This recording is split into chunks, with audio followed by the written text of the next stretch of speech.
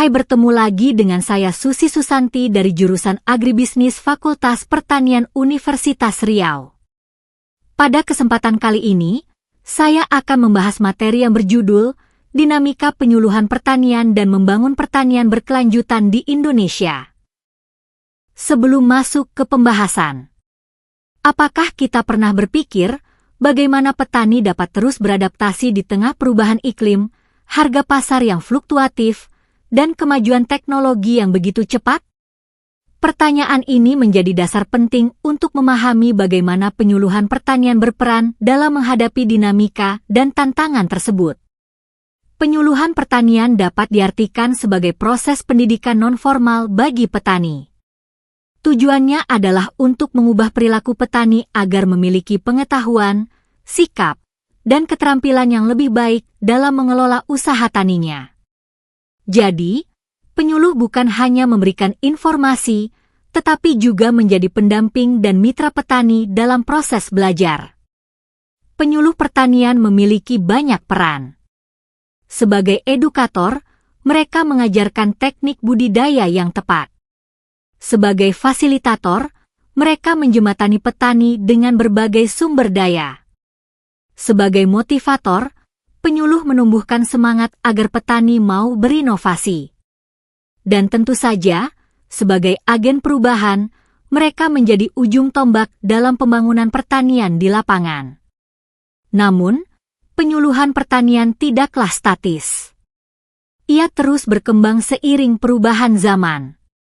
Kita kini mengenal extension atau penyuluhan berbasis teknologi digital, di mana penyuluh dapat memberikan informasi melalui aplikasi, video, dan media sosial.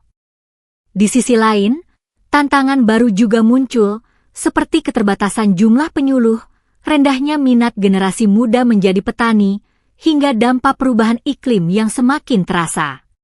Ketika kita berbicara tentang pertanian berkelanjutan, kita berbicara tentang bagaimana sistem pertanian dapat memenuhi kebutuhan sekarang tanpa mengorbankan masa depan. Pertanian berkelanjutan memiliki 3 pilar penting, yaitu ekonomi, lingkungan, dan sosial. Artinya, pertanian harus menguntungkan, menjaga kelestarian alam, dan memberikan kesejahteraan bagi masyarakat. Untuk mewujudkan pertanian berkelanjutan, penyuluhan memiliki peran sangat penting. Penyuluh mengajarkan praktik ramah lingkungan seperti penggunaan pupuk organik, pengendalian hama terpadu, serta pemanfaatan teknologi modern seperti smart farming. Selain itu, penyuluh juga berperan dalam memperkuat kelembagaan petani agar mereka lebih mandiri dan tangguh. Beberapa contoh nyata di Indonesia adalah program Sekolah Lapang Iklim, SLAPI, Kostratani Digital, dan pengembangan kampung organik. Program-program ini menunjukkan bahwa penyuluhan pertanian kini tidak hanya berbicara soal teknik menanam, tapi juga tentang adaptasi, inovasi, dan pemberdayaan. Sebagai penutup, mari kita renungkan kembali pertanyaan di awal tadi. Apakah petani mampu beradaptasi di tengah berbagai tantangan?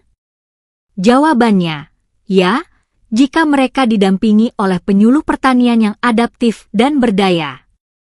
Penyuluhan yang dinamis dan berorientasi pada keberlanjutan akan menjadi kunci dalam membangun pertanian Indonesia yang tangguh, produktif, dan ramah lingkungan. Terima kasih, sampai jumpa di video selanjutnya.